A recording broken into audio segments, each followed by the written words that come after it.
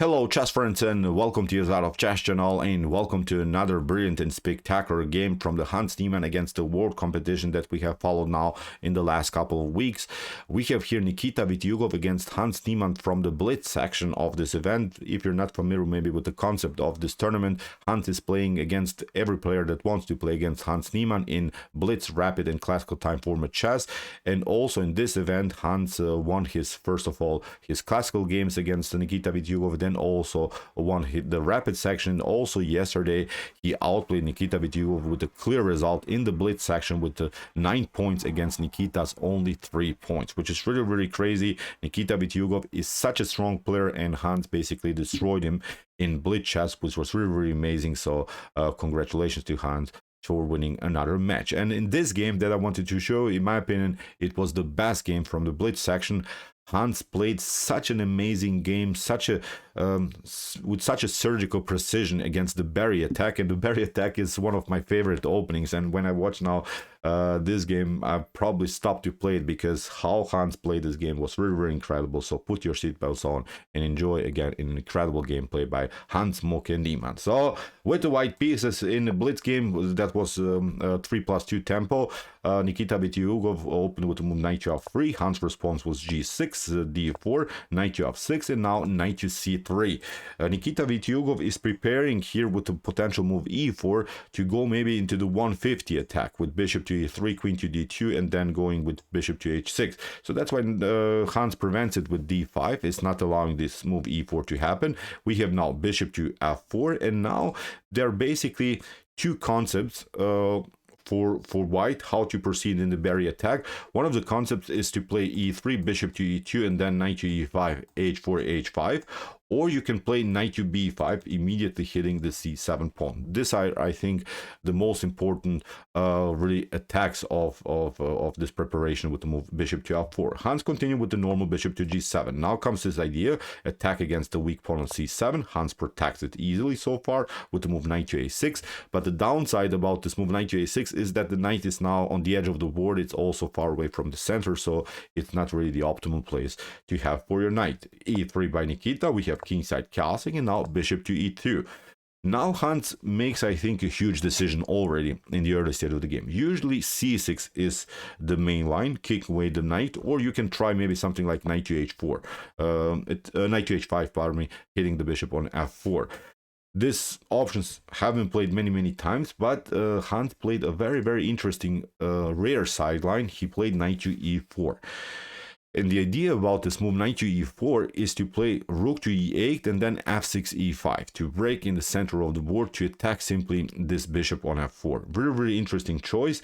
Here Nikita Vitiugov could have castled, probably kingside castling is perfectly fine, but he played a theoretical novelty, a new move that no one played so far in chess history, knight to d2, challenging the knight on e4. But now the knight is not controlling anymore the e5 square, which makes, I think, Hans Niemann's plan with f6 e5 easier to perform. Now Hans says, okay, I don't want to have a double pawn structure, I will pick up the knight. After queen takes d2, Hans played now c6, kicks away now finally the knight from the square, and now he played knight to c7, which makes now Hans' position, I think, more flexible, because white still has the flexibility to castle kingside or to castle queenside. If, for instance, Nikita Vitiugov would have castled queenside here, then obviously he would launch a flank attack with h4, h5, and then maybe it would be risky, to play this f6, e5 stuff, because you would weaken also your structure in front of the king. This move knight to c7 I really liked, and that was why I really loved this game, because it gives here black a certain flexibility to see what's going to happen, and then I'll see if he castles queenside, then I will not launch a flank attack in this, a central breakthrough with f6, e5, then I could launch it maybe knight to e6, and then maybe the bishop drops back, then I can take it off, and then I could maybe be aggressive on this side of the board. So great flexible move knight to c7 by Hans. And Nikita Vitiugov castled kingside. Now he's saying, I will not launch a flank attack against Rfe1 Reh5, so that's why Hans finally decided to play f6 and then e5. Great, I think really positional understanding here by Hans Niemann not to rush with this f6 e5 goal. So here e4 by Nikita Vitiugov, e5 by Hans, d takes e5, f takes e5, bishop to g5, and now queen to d6, keeping the queen, of course, connected to the d5 square. We have e takes d5, c takes d5, and now rook from a to d1, putting more pressure against this pawn. You see, Hans is kept now with the so-called hanging pawn structure. And this hanging pawn structure is a very, very complicated position to play for both sides. I've mentioned many times, this hanging pawn structure can be your main strength, but it can be also your main weakness, because these pawns will be probably attacked by your opponent, and that's exactly what Nikita Vitiugov did here. Rook to d1, hitting simply the d5 weakness. Bishop to e6, Hans has to stay now compact here. Bishop to h6. Now bishop to h6 is not so dangerous, I think, to handle for black, because after bishop to g7 or bishop takes g7, whatever happens, this flank attack will probably not happen anymore. This flank attack makes sense when you have the rook on the h file, and then you can maybe deliver some checkmate on similar stuff. So that's why Han played queen to b6, hitting simply the weakness on b2. He says, I'm well protected, maybe I can use also my rook on the 7th rank if something dangerous happens. So good moves here so far by Hans Niemann. Bishop to g7, king to g7, and as I said, no flank attacks will happen here for sure, because you of course would weaken also your own king here on g1. Knight to a4 by Nikita. We have queen to c6, b3, trying to reroute the knight on a better square, and now rook from a to e8, simply protecting now the other pawn that's also vulnerable to the attack, because as I mentioned, white could probably attack this hanging pawn structure, and now you have still options if something attacks the pawn, maybe to play bishop to g8, bishop to f7, and connect then the rook to the pawn. Knight to b2 by Vitiugov. We have d4 occupying the spaces, knight to d3, and now a tricky bishop to f5 here by Hans Niemann. What Hans is basically trying to do is getting rid of this knight and cement maybe the knight here on this beautiful square on c3, and that's exactly how you play against such a weak square complex, when your opponent has placed too many pawns on the same color squares, especially when the bishop is also on the same color squares. Then you see white left many dark squares left behind here in the position. So that's why maybe the goal to play knight to d5, knight to c3 is, I think, here the best solution for black. f4 by Nikita Vitiugov. Good move so far. He's not allowing this pawns to be connected here, so he's trying to deflect them, and here comes now the critical moment of the game. Hans played now the move bishop to d3 with his own plan, knight to d5, and if the position allows it, now maybe even to get the knight on e3. And the only way to survive this move bishop takes d3 is actually to play queen takes d3. And things are getting very, very complicated. In 3+2 chess, I think it's impossible to see now how Nikita Vitiugov should have defended this position, which is really, really crazy. Hans is setting up for you so many dirty traps, many positional dirty traps. Here after queen to d3, obviously the knight is coming on d5. If you try something like bishop to f3, that would be actually the best move here for white. You allow here even rook to f4. That's now the best solution here for white to play, and then you play c4. Very hard to see, as I said, to spot such a crazy tactic, and then actually black has to give up now the rook for the exchange, and will play knight to f6. I'm not saying this is a winning position for white. The engine gives here equal chances, because black has this potential e4 move that could be very, very dangerous, letting this pawn's roll in the center of the board. But with the up the exchange, I think white can also hope for a win for sure. So here in this particular position, instead of this move bishop to f3, I wanted to show you, for instance, if you play here f takes e5, then you get this one, knight to e3, the fork, and you're pretty much forced to play rook takes f8, and you could get checkmated. So as I said, very hard to see what Hans Niemann has prepared here against Nikita Vitiugov. So the most important part to say is that actually white should have taken the piece with the queen, not with the pawn like Nikita Vitiugov did, because now Hans played e takes f4. Here we have bishop to f3. Hans escaped to d6. Good move. Allowed here Nikita Vitiugov to take out this pawn, but who cares? I have again this great square that we have talked about in the first place. Again, attacking the dark squares, weak square complex. We have here many pawns on light squares, and you have the light square bishop on the board. Not a good position anymore suddenly here for white. The knight is actually much better than the light square bishop. We have here rook to e1 by Nikita Vitiugov, competing now on the e file. We have rook to e3, great move by Hans, semantic simply position here in center of the board. Queen to a5, and now queen to b6. That was the only mistake here by Hans Niemann.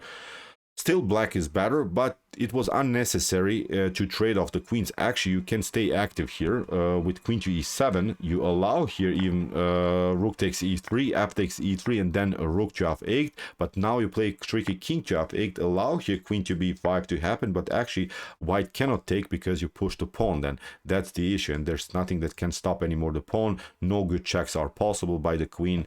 Hans missed, unfortunately, this beautiful tactic. But he played queen to b6, simplified the game. Still, as I mentioned, black is better here in this particular position. a4 by Nikita Vitiugov, and now Hans get this beautiful grip on dark squares. He has a powerful knight there.